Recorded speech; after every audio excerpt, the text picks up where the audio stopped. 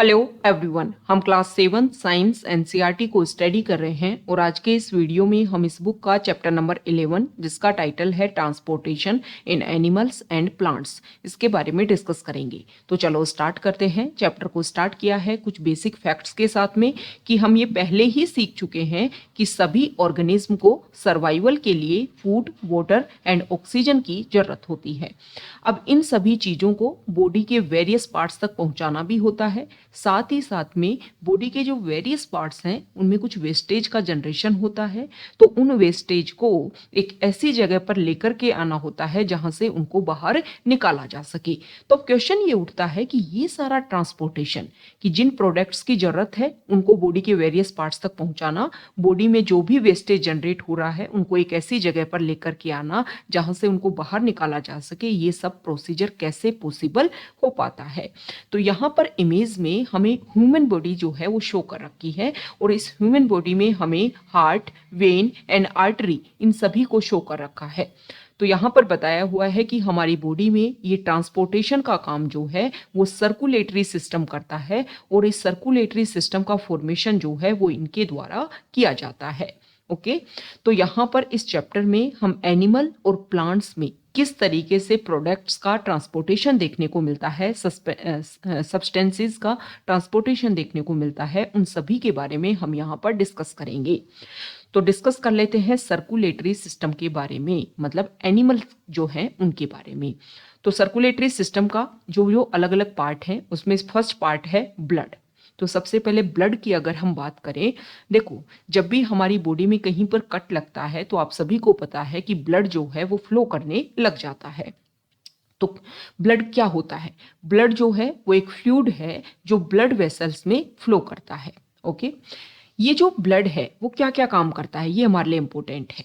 देखो, human body में जो डाइजेस्टेड फूड होता है और जब वो स्मॉल इंटेस्टाइन में पहुंचता है तो वहां से ब्लड वेसल जो है वो डायरेक्ट कनेक्टेड होती है हमारी स्मॉल इंटेस्टाइन से, और जो भी डाइजेस्टेड फूड होता है उनको एक तरीके से एब्जॉर्ब कर लिया जाता है और फिर ब्लड वेसल के थ्रू जो है वो डाइजेस्टेड फूड, उसके इंपॉर्टेंट पार्टिकल्स जो हैं वो हमारी बॉडी के वेरियस पार्ट तक पहुंचते हैं। दूसरा, इसी बुक के लास्ट चैप्टर में मतलब चैप्टर नंबर 10 में हमने डिस्कस किया था कि हमारे जो लंग्स हैं वो ऑक्सीजन को लेते हैं इनहेलेशन के टाइम में, और उस ऑक्सीजन को जो है ब्लड हमारी बॉडी के वेरियस पार्ट्स तक पहुंचाने का काम करता है। तो ये बात आपको समझ में आ गई। साथ ही साथ में जो भी हमारी बॉडी में वेस्टेज जनरेट होता है उनको भी रिमूवल करने में जो ब्लड है वो इंपॉर्टेंट रोल प्ले करता है। अब ब्लड इन सारी चीज़ों को, इन सारे सब्सटेंसेस को किस तरीके से कैसे जो है कैरी करता है इसके बारे में अभी हम डिस्कस करेंगे। देखो, ब्लड जो है वो blood is composed of a fluid called plasma in which different type of salts are suspended। मतलब ब्लड में जो एक तरीके से लिक्विड वाला जो पार्ट होता है, फ्लूइड जो होता है, उसको हम बोलते हैं प्लाज्मा, और इसके अलावा ब्लड में बहुत सारी सेल्स भी होती हैं। तो सबसे पहले बात करेंगे रेड ब्लड सेल्स की। तो ब्लड में एक तरीके की जो सेल होती हैं उसको बोलते हैं रेड ब्लड सेल, और इसमें रेड पिगमेंट होता है जिसको बोलते हैं हीमोग्लोबिन। मतलब आरबीसी में क्या होता है? हीमोग्लोबिन होता है, जिसकी वजह से इसका कलर रेड होता है, रेड ब्लड सेल का। हीमोग्लोबिन क्या करता है? अभी हमने डिस्कस किया कि हमारे जो लंग्स हैं वो इनहेलेशन के टाइम में ऑक्सीजन लेते हैं। अब ये जो ऑक्सीजन है ये ब्लड में मिक्स होती है, ब्लड में मौजूद होता है हीमोग्लोबिन। हीमोग्लोबिन ऑक्सीजन के साथ में टच होकर के या ज्वाइंट होकर के ये हीमोग्लोबिन जो है ऑक्सीजन को हमारी जो वेरियस सेल्स होती हैं उनको पहुंचाने का काम करता है। तो अगर बॉडी में, अगर ब्लड में हीमोग्लोबिन की मात्रा कम है, अमाउंट कम है, तो ऑक्सीजन की प्रॉपर अमाउंट जो है वो हमारी सेल तक नहीं पहुंच पाएगी। ओके, तो ये मुश्किल हो जाता है अगर हीमोग्लोबिन की मात्रा कम होती है बॉडी में, मतलब एफिशिएंटली जो ऑक्सीजन है वो प्रोवाइड नहीं हो पाएगा। Okay, the presence of haemoglobin makes blood appear red. तो रेड का जो ब्लड का कलर रेड जो है वो किसकी वजह से होता है, हीमोग्लोबिन की वजह से। तो यहाँ पर जो भी हम चैप्टर डिस्कस करते हैं उसमें हम लाइन टू लाइन तो डिस्कस करते हैं, जो भी इंपॉर्टेंट फैक्ट है उनको स्पेसिफिक आपको बताया जाता है। अब दूसरा ब्लड का जो पार्ट है, मतलब दूसरी जो सेल होती है वो होती है white blood cell. White blood cell क्या करती है कि जब भी हमारी बॉडी में कोई जर्म्स जो हैं वो एंटर कर जाते हैं तो उनको क्या करती है, उनके खिलाफ में लड़ती है, उनको एक तरीके से खत्म कर देती है उन जर्म्स को।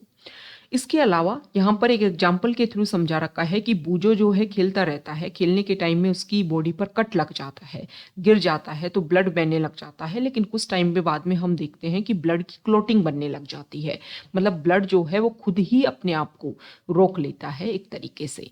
ये किस वजह से हो पाता है, तो यहाँ पर बताया गया है कि ब्लड की क्लोटिंग जो है वो एक अनोदर टाइप ऑफ सेल होती है, ब्लड में प्रेजेंस होती है, जिसको बोलते हैं प्लेटलेट्स, जिसकी वजह से ब्लड की क्लोटिंग हो पाती है।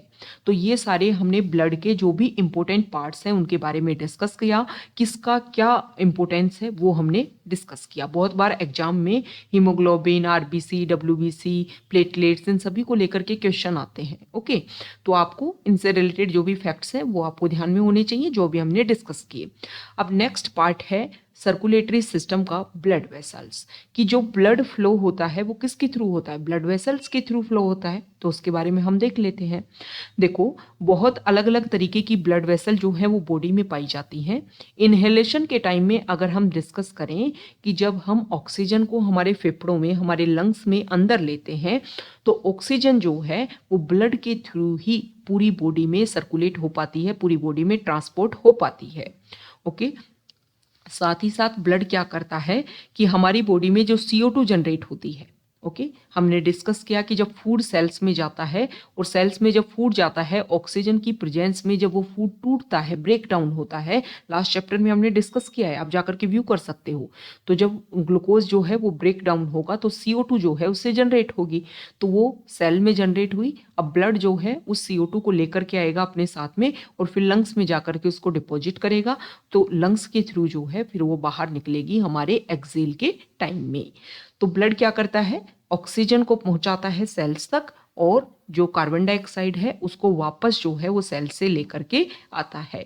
तो यहाँ पर दो चीजें बताई हुई हैं कि दो तरीके की ब्लड वेसल होती है जिनको बोलते हैं आर्टरीज और veins. The blood has to back to the heart for transport to the lungs for removal of carbon dioxide, as you have learned in chapter 10, जो अभी हमने डिस्कस किया। तो सबसे पहले हम देख लेते हैं आर्टरीज। आर्टरीज क्या होती हैं, ये oxygen rich blood from the heart to all parts of the body, मतलब हार्ट में। देखो, अभी हम यहाँ पर इमेज के थ्रू आपको समझाएंगे कि ये हमारे लंग्स हैं, लंग्स से हमने ली ऑक्सीजन, ऑक्सीजन जो है वो यहाँ पर ब्लड में मिक्स हुई और फिर ये जो ब्लड है वो हमारे कहाँ पर आएगा, हार्ट में आएगा। तो मतलब ऑक्सीजन रिच ब्लड जो है वो आर्टरी के थ्रू हमारी बॉडी में सर्कुलेट होता है। फिर ये जो आर्टरी है वो आगे जाकर के स्मॉल स्मॉल पार्ट्स में डिवाइड हो जाती है, जो यहाँ पर दिखा रखा है, एक्सट्रीमली थिन ट्यूब्स में डिवाइड हो जाती हैं, जिनको बोला जाता है कैपिलरीज। ओके, और फिर ये कैपिलरीज जो है वो आपस में ज्वाइंट होकर के वापस वेन के थ्रू जो है हार्ट में एंटर कर जाती है। तो ये आपको समझना है कि यहाँ से तो क्या आएगा, ऑक्सीजन रिच ब्लड आ रहा है जो हार्ट से निकल करके आर्टरी के थ्रू हमारी बॉडी में एंटर कर रहा है। फिर यहाँ पर वेन जो है वो क्या काम करती है, CO2 रिच जो ब्लड है उसको पहुंचाती है हार्ट में और फिर यहाँ से जाता है ये लंग्स में और लंग्स से जो है CO2 जो है वो हमारी बॉडी से बाहर निकाल दी जाती है। तो ये आपके समझ में आ गया इतनी बात। ओके, ये आपको ध्यान में रखना है कि यहाँ पर जब CO2 रिच जो ब्लड है वो हार्ट से बाहर निकलता है तो उसको भेजता है पल्मोनरी आर्टरी, और जब हार्ट में एंटर करता है तो कौन करता है, पल्मोनरी वेन। क्योंकि अभी हमने डिस्कस किया, ये आपको ध्यान में रखना है कि हार्ट से बाहर निकल रहा है उसको सप्लाई करेगा आर्टरी और हार्ट में एंटर करवाएगा वेन। ओके, ये आप समझ लीजिए, तो ये बातें भी आपको क्लियर हो जाएंगी। तो ये हमने डिस्कस किया दोनों के बारे में। अब आर्टरी जो है इससे रिलेटेड कुछ फैक्ट्स को अगर हम देखें तो देखो ब्लड का फ्लो जो है वो काफ़ी तेज गति से होता है और हाई प्रेशर पर होता है। तो आर्टरी जो है उनकी वॉल जो है वो इलास्टिक होती है और थिक होती है। इलास्टिक मतलब कि ऐसे प्रेशर ज़्यादा है, ज़्यादा फ्लो में बह रहा है तो थोड़ा अपने आप को क्या कर लेंगी, वाइड कर लेंगी, चौड़ा कर लेंगी। ओके, तो ये होती है इलास्टिसिटी। दूसरा यहाँ पर बताया हुआ है पल्स रेट के बारे में कि पल्स रेट क्या होती है। तो देखो पर मिनट में जितनी बीट हमारी होती है उसको बोला जाता है पल्स रेट। तो एक रेस्टिंग पर्सन, आराम कर रहा जो पर्सन है, वो 1 मिनट में 72 से 80 बार जो है उसकी बीट होती है और टाइम टू टाइम ये बीट जो है वो वेरी भी करती है। तो आर्टरी के बारे में हमने डिस्कस किया कि ऑक्सीजन रिच ब्लड को ये हार्ट से लेती हैं और बॉडी में सर्कुलेट करती हैं। अब बात कर लेते हैं वेन की। तो देखो वेन जो है वो वेसल होती हैं जिनमें कार्बन डाइऑक्साइड रिच ब्लड जो है वो सभी पार्ट से आता है बॉडी के और इनमें आकर के मर्ज होता है और फिर ये इसको वापस हार्ट में लेकर के जाती है। वेन की जो वॉल होती है वो थिन होती है, ये आपको ध्यान में रखना है। इनमें कुछ वॉल प्रेजेंट होते हैं वेन में जो सिर्फ और सिर्फ ब्लड को अलाउ करते हैं हार्ट की तरफ फ्लो करने के लिए। ओके, और ये हमने डिस्कस कर लिया कि पल्मोनरी आर्टरी और पल्मोनरी वेन, इसके बारे में यहाँ पर बता रखा है कि पल्मोनरी आर्टरी जो है वो ब्लड फ्रॉम द हार्ट उसको कैरी करती हैं, इसलिए इसको आर्टरी बोलते हैं, वेन नहीं बोलते हैं। और ये कार्बन डाइऑक्साइड रिच ब्लड को लंग्स में लेकर के जाता है। पल्मोनरी वेन जो है वो ऑक्सीजन रिच ब्लड को लंग्स से हार्ट में लेकर के आता है। तो हमने डिस्कस कर लिया किसके बारे में, पूरे के पूरे हार्ट में। और जो systematic diagram of circulation, circulatory system का जो डायग्राम है उसको हमने डिस्कस किया। अब यहाँ पर ब्लड डोनेशन की बात की गई है कि बहुत सारे लोग जो हैं वो दुनिया में इसलिए मर जाते हैं क्योंकि ब्लड की अनअवेलेबिलिटी है।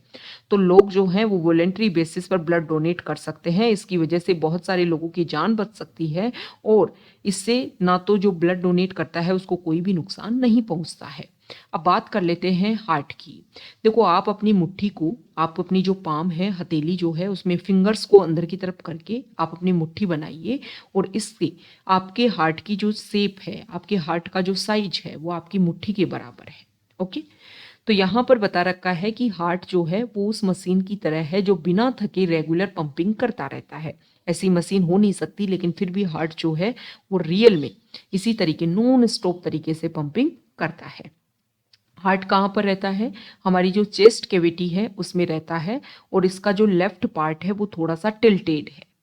और यहाँ पर बताया रखा है कि अपनी फिंगर्स को आप होल्ड करके, अपनी जो पाम है मतलब फिंगर्स को इनवर्ड होल्ड करके पाम जो है, मुट्ठी जो है उसको बनाओ और उसके साइज के अकॉर्डिंग आपका हार्ट है। अब यहाँ पर जो ब्लड है उसके बारे में बता रखा है कि अभी हमने क्या डिस्कस किया कि देखो जो हार्ट जो है उसमें ऑक्सीजन रिच ब्लड भी आता है और यहाँ पर CO2 रिच जो ब्लड जो है वो भी बॉडी से एंटर करता है। तो अगर ये दोनों मिल जाएं तो क्या होगा, तो इसके लिए बता रखा है कि जो हमारा हार्ट है उसमें बिल्कुल क्लियरली चैम्बर है। हार्ट में 4 चैम्बर होते हैं, 2 अपर चैम्बर जिनको आर्ट्रिया बोलते हैं, ओके, और जो 2 लोअर चैम्बर जिनको बोलते हैं वेंट्रिकल्स। और यहाँ पर ये जो चैम्बर होते हैं इनके बीच में बिल्कुल क्लियरली पार्टीशन होता है जिसकी वजह से ये मिक्सिंग देखने को नहीं मिलता है। मतलब ऑक्सीजन रिच और जो कार्बन डाइऑक्साइड रिच ब्लड जो है वो सेपरेशन उनमें होता है। अब यहाँ पर बता रखा है कि जिसकी वजह से ये आपस में मिक्सिंग नहीं हो पाता है। ये सारी बातें हमने डिस्कस की। ये पूरा इमेज है जिसके थ्रू अभी हमने डिस्कस किया कि किस तरीके से ब्लड जो है एरो के थ्रू हम समझ सकते हैं कि ऐसे ब्लड बॉडी में एंटर होता है और इस तरीके से बॉडी से बाहर जाने के लिए तैयार होता है जिसमें CO2 मिक्स होती है। तो हमने ब्लड सर्कुलेशन देख लिया। अब इसके बारे में जो है इसके बाद में जो है वो हार्ट बीट को यहाँ पर बताया हुआ है। हार्ट बीट जो है वो अभी हमने देखी कि 1 मिनट में 72 टू 80 टाइम्स जो है वो हार्ट बीट देखने को मिलती है। तो हमारा जो हार्ट है, the wall of the chambers of the heart are made of muscles. These muscles contact and relax, rhythm के साथ में कॉन्टैक्ट होती हैं और रिलैक्स होती हैं। तो ये जो रिदम के साथ में जो कॉन्ट्रैक्शन देखने को मिलता है और फिर ये जो रिलैक्सेशन जो होता है, इसको मिला करके एक हार्ट बीट बोला जाता है। ये आपको ध्यान में रखना है। और हार्ट बीट जो है वो हमारी लाइफ में रेगुलर चलती रहती है। आप अपनी जो चेस्ट है उस पर फील कीजिए, आपको जो है हार्ट बीट जो है वो फील होगी। ओके, यहाँ पर बता रखा है कि डॉक्टर जो है वो स्टेथोस्कोप को यूज करते हैं और as a device to amplify the sound of the heart.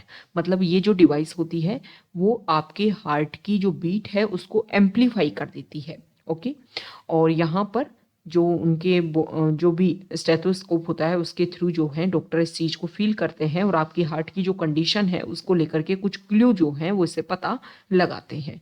तो ये स्टेथोस्कोप है, इसके थ्रू जो है जो मापा जाता है आपकी हार्ट बीट को देखा जाता है। तो ये हमने इम्पोर्टेंट फैक्ट डिस्कस कर लिए हैं। अब यहाँ पर जो रिदमेटिक जो चीज़ें हैं, मतलब रिदम के साथ में जो बीट है उनके बारे में बता रखा है। The rhythm rhythmic beating of the various chambers of the heart maintains circulation of blood and transport of substances to the different part of the body। तो हार्ट में जो ये रिदम के साथ में जो बीट है इसकी वजह से कॉन्ट्रैक्ट और रिलैक्स होता है, तो ब्लड जो है वो सर्कुलेट हो पाता है बॉडी में और फिर डिफरेंट पार्ट्स तक पहुंचता है और दोबारा से वापस आ पाता है। ये सारी चीज़ें हमने डिस्कस कर ली। अब यहाँ पर एक इम्पोर्टेंट बात बताई हुई है कि हमारी बॉडी में, ह्यूमन बॉडी में ट्रांसपोर्ट करना है तो ब्लड चाहिए, लेकिन जैसे कि यहाँ पर बताया गया है स्पॉन्जेस और हाइड्रा के बारे में कि क्या इनमें भी सर्कुलेटरी सिस्टम होता है, तो ऐसा नहीं होता है। जो the water in which they will live bring food and oxygen as it enters their body. मतलब उनकी बॉडी में वाटर जो है वो एंटर करता है तो उसके थ्रू ही ऑक्सीजन जो है उनकी बॉडी में एंटर हो जाती है, और जब वाटर जो है उसके साथ जो बाहर निकलता है बॉडी से, तो वाटर बाहर निकलता है तो उसके साथ में CO2 को बाहर ले जाता है, वेस्टेज मटेरियल को बाहर ले जाता है। तो these animals do not need a circulatory fluid like the blood। Blood की तरह उनमें कोई भी सर्कुलेटरी फ्लूइड नहीं होता है। तो ये हमने डिस्कस कर लिया कि अभी तक हमने देखा कि सर्कुलेटरी सिस्टम जो है ब्लड के थ्रू जो है वो ऑक्सीजन कैसे बॉडी में एंटर करती है और कैसे CO2 बाहर निकलती है। अब इसके अलावा बॉडी में तो और भी वेस्टेज बनते हैं, वो कैसे बॉडी से बाहर होते हैं, तो यहाँ पर बताया हुआ है एक्सक्रीशन इन एनिमल। देखो, जो हमारा फूड होता है जिसको हम कंज्यूम करते हैं, अब उसमें क्या होता है, जो अनडाइजेस्टेड फूड होता है वो इगेशन के थ्रू जो है बॉडी से बाहर हो जाता है, लेकिन जो अदर वेस्ट मटेरियल होते हैं उनको बॉडी से कैसे बाहर निकाला जाता है। तो देखो, हमारी जो सेल है उनमें फूड जाता है, सेल अपना फंक्शन करती है, हमारी बॉडी के हर काम के लिए इंपॉर्टेंट रोल प्ले करती हैं। तो वहाँ पर जो फूड है वो जब डिवाइड होता है, ब्रेक डाउन होता है, तो सेल में कुछ टॉक्सिक चीज़ें जो हैं वो भी बनती हैं। अब ये जो टॉक्सिक चीज़ें हैं वो बॉडी से कैसे बाहर निकले, तो ये जो वेस्टेज होते हैं जो सेल में प्रोड्यूस होते हैं of the living organism is called excretion. The part involve in excretion from the excretory system. तो ह्यूमन में जो एक्सक्रीटरी सिस्टम होता है उसके बारे में हम देख लेते हैं कि ब्लड में जो वेस्ट होता है उसको हम बॉडी से कैसे बाहर कर सकते हैं। तो इसके लिए एक मैकेनिज्म होता है कि हम क्या करें, ब्लड में जो भी वेस्टेज है उसको हम फिल्टर कर लें, ब्लड को फिल्टर कर लें ना, तो वेस्टेज जो है वो निकल जाए और जो अच्छी चीज़ें हैं वापस से ब्लड में दोबारा से एंटर कर दें। कैसे आप समझाओ, आप घर में कुछ चीज़ें छानते हो, जो वेस्टेज होता है वो छलनी के ऊपर रह जाता है आपके, और जो प्योर चीज़ें हैं वो कहाँ जाती हैं, नीचे आपके जो भी बर्तन है आपके पास में उसमें इकट्ठा हो जाती है। ओके, अब जो ऊपर इकट्ठा हुआ उसमें भी आपको लगता है कि अरे ये जो चीज़ें हैं ये वेस्टेज हैं, ये इसमें से अच्छी हैं, तो जो अच्छी चीज़ें हैं उनको आप दोबारा से मिक्स कर दोगे जो आपके पास में प्रोडक्ट आया। सेम इसी तरीके से यहाँ पर होता है कि हमारी जो बॉडी होती है उसमें होती है किडनी में होती हैं ब्लड कैपिलरीज। तो ये जो ब्लड कैपिलरीज होती हैं वो यही काम करती है। जब ब्लड हमारी किडनी में पहुंचता है तो ये जो किडनी है वो यूजफुल सब्सटेंसेस को तो फिल्टर कर देती हैं, और जो यूजफुल सब्सटेंस नहीं है उनको एक तरीके से वाटर में मिक्स करके यूरिन के थ्रू बाहर निकाल देती है। समझ में आ गया? यूजफुल सब्सटेंस जो है वो दोबारा से ब्लड के द्वारा एब्सॉर्ब कर लिए जाते हैं। अब यहाँ पर किडनी से यूरिन जो है वो यूरिनरी ब्लैडर में जाता है। यहाँ पर पूरा जो हमारा एक्सक्रीटरी सिस्टम है उसके थ्रू बता रखा है। किडनी में ब्लड आया, ब्लड जो है वो एक तरीके से फिल्टर हुआ, जो अच्छा चीज़ है उनको दोबारा से सक कर लिया गया, एब्जॉर्ब कर लिया गया ब्लड के द्वारा, और जो चीज़ें गलत हैं, अनयूजफुल हैं, वो यहाँ पर वाटर के थ्रू मिक्स हुई। मिक्स होने के बाद में यहाँ पर किडनी, और किडनी से निकल के यूरेटर, यूरिनरी ब्लैडर, यूरेथ्रा और यूरिनरी ओपनिंग, इसके थ्रू जो है वो बाहर निकल जाती है। ओके, तो इस तरीके से जो प्रोसीजर है कि वेस्टेज को कैसे निकाला जाता है। समझ में आ गया। तो एक एडल्ट ह्यूमन जो है वो एक दिन में 24 आवर्स में 1 से 1.8 लीटर यूरिन जो है पास करता है। यूरिन का कंसिस्टेंस अगर हम देखें तो 95% इसमें वाटर होता है, 2.5% इसमें यूरिया होता है, 2.5% इसमें अदर वेस्ट प्रोडक्ट्स होते हैं। गर्मियों के टाइम में हमारे होती है स्वेटिंग।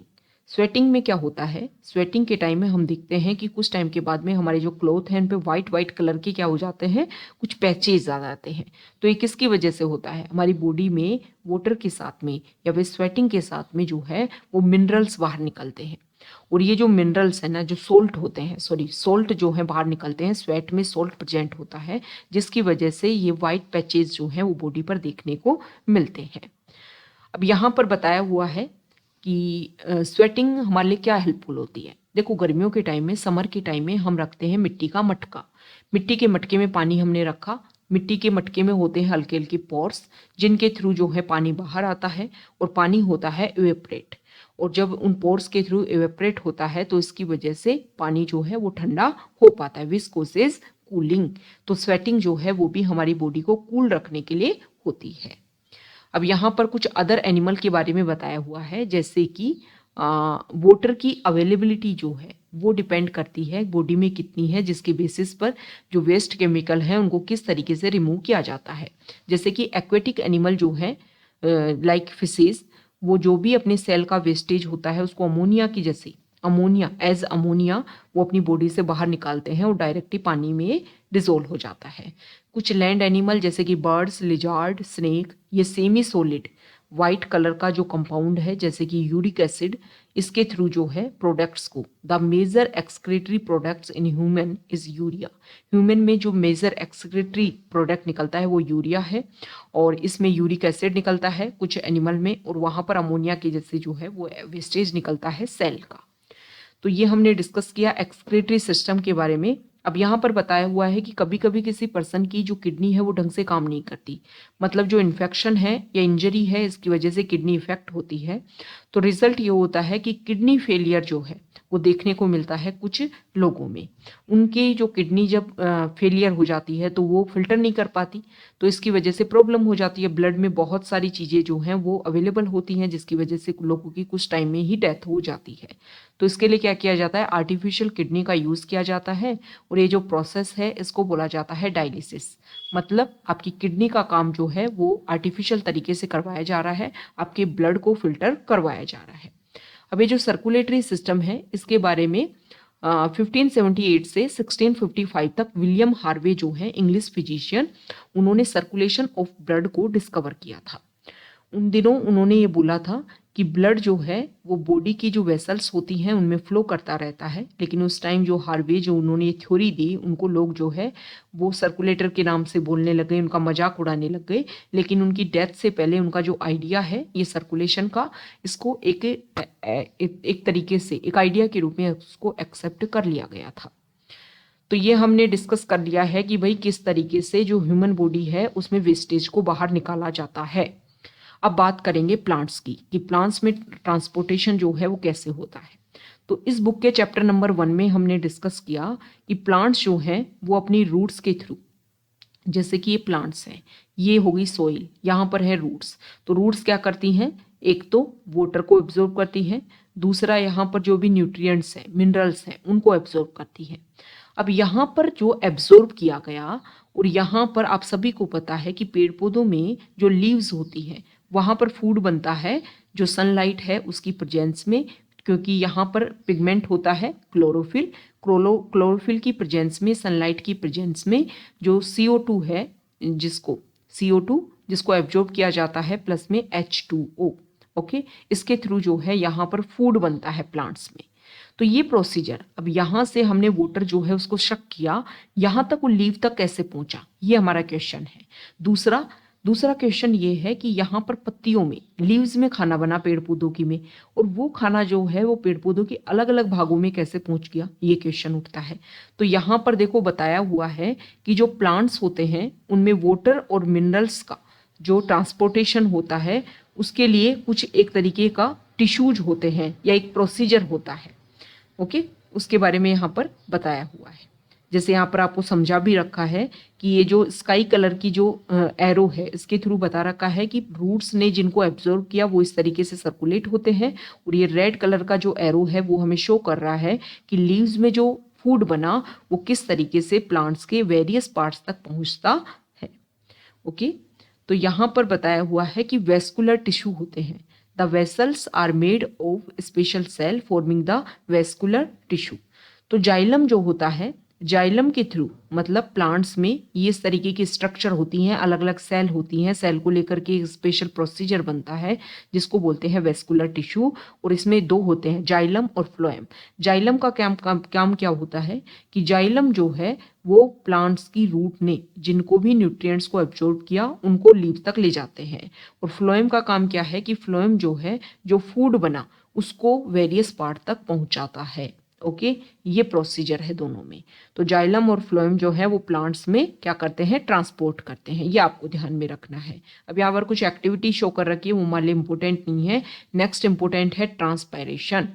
तो क्लास 6 में हमने पढ़ा था कि प्लांट्स जो हैं वो बहुत ज़्यादा अमाउंट में जो वाटर है उसको एब्जॉर्ब करते हैं रूट्स के थ्रू, लेकिन बहुत सारा पानी जो है वो प्लांट से ट्रांसपायरेशन के थ्रू बाहर निकल जाता है।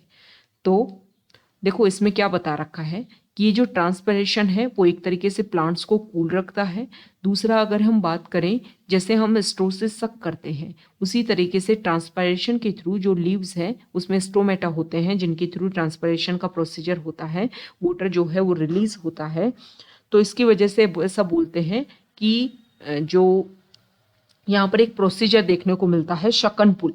शकन पुल कैसे होता है, जैसे हम स्ट्रो से वाटर को शक करते हैं कि जैसे जैसे ऊपर से पानी रिलीज होगा वैसे वैसे नीचे से पानी जो है, जड़ों से पानी, रूट से पानी जो है ऊपर की ओर चढ़ता रहेगा प्लांट्स में। ओके, तो ये हमने डिस्कस किया है प्लांट्स और एनिमल्स में किस तरीके से ट्रांसफर हो पाता है सभी सब्सटेंसेज का। यहाँ पर हम समरी देख लेते हैं इस चैप्टर की, और इस चैप्टर में बताया गया है कि देखो मोस्ट एनिमल्स जो होते हैं उनमें ब्लड होता है, और ब्लड जो है वो डिस्ट्रीब्यूट करता है ऑक्सीजन को वेरियस सेल तक पहुंचाता है, जो भी वेस्टेज होता है उनको वापस लेकर के आता है, और बॉडी से जो एक्सक्रीशन होता है उसमें इंपॉर्टेंट रोल प्ले करता है। सर्कुलेटरी सिस्टम में हार्ट और ब्लड वेसल्स होती हैं। ह्यूमन जो है उनमें ब्लड जो है वो आर्टरीज और वेन के थ्रू फ्लो करता है, और हार्ट जो है वो एक पंपिंग ऑर्गन के रूप में काम करता है। ब्लड में क्या क्या होते हैं, प्लाज्मा होता है, आरबीसी, डब्ल्यूबीसी और प्लेटलेट्स। ब्लड का रंग लाल जो है वो रेड पिगमेंट हीमोग्लोबिन की वजह से होता है। ह्यूमन का जो हार्ट है वो 70 to 80 टाइम्स पर मिनट जो है वो बीट करता है एडल्ट पर्सन में, और इसको हार्ट रेट बोलते हैं। आर्टरी जो है वो ब्लड मतलब हार्ट से ब्लड को पूरी बॉडी में फैलाती है, और वेन जो है पूरी बॉडी से जो ब्लड है उसको वापस हार्ट में लेकर के जाता है। Removal of wastage from the body is called excretion. समझ में आ गया। एक्सक्रीटरी सिस्टम में क्या क्या होता है, ह्यूमन में 2 किडनी होती हैं, 2 यूट्रस होते हैं, एक यूरिनरी ब्लैडर होता है और एक यूरिथ्रा होता है। सोल्ट और यूरिया जो है उनको पानी के साथ में रिमूव किया जाता है एज स्वेट। समझ में आ गया। फिश जो है वो अपना एक्सक्रीशन करती हैं अमोनिया के रूप में जो वाटर में डिसॉल्व हो जाता है। बर्ड, इंसेक्ट, लिजार्ड जो है वो सेमी सॉलिड फॉर्म में जो यूरिक एसिड होता है। वाटर और मिनरल न्यूट्रिएंट जो है वो प्लांट की जो रूट है वो सोइल से उनको क्या करती हैं, एब्जॉर्ब करती हैं, और न्यूट्रिएंट्स जो हैं उनको are transported along with water to the entire plant via the vascular tissue called xylem. Xylem के थ्रू जो है ये सारे चीज़ें जो हैं मतलब जो भी न्यूट्रिएंट्स जो भी वाटर को एब्जॉर्ब किया वो पेड़ पौधों के अलग अलग भागों तक पहुंच गया, पत्तियों तक पहुंच गया, और जो फूड बना प्लांट में वो फ्लोएम के थ्रू जो है वेरियस पार्ट तक पहुंचता है। और यहाँ पर बताया गया है कि वेपर के थ्रू जो स्टोमेटा होते हैं लीफ में, वहाँ पर ट्रांसपरेशन के दौरान जो है वो वेपर के फॉर्म में प्लांट से बहुत सारा पानी का लॉस होता है। ट्रांसपरेशन एक फोर्स को जनरेट करता है जो वाटर को रूट से एब्जॉर्ब करने में एक तरीके से इंपॉर्टेंट रोल प्ले करता है, और जिसकी वजह से वो स्टेम और सेल तक स्टेम और लीव्स तक पहुंच पाता है। तो इस चैप्टर को हमने कंप्लीट किया है। इंपॉर्टेंट फैक्ट्स हैं इस चैप्टर में जो हमारे लिए इंपॉर्टेंट है। अगर आप यहाँ तक आए हैं, वीडियो आपको अच्छा लगा है तो प्लीज़ वीडियो को लाइक कीजिए, शेयर कीजिए और चैनल को सब्सक्राइब कीजिए। Okay, thank you.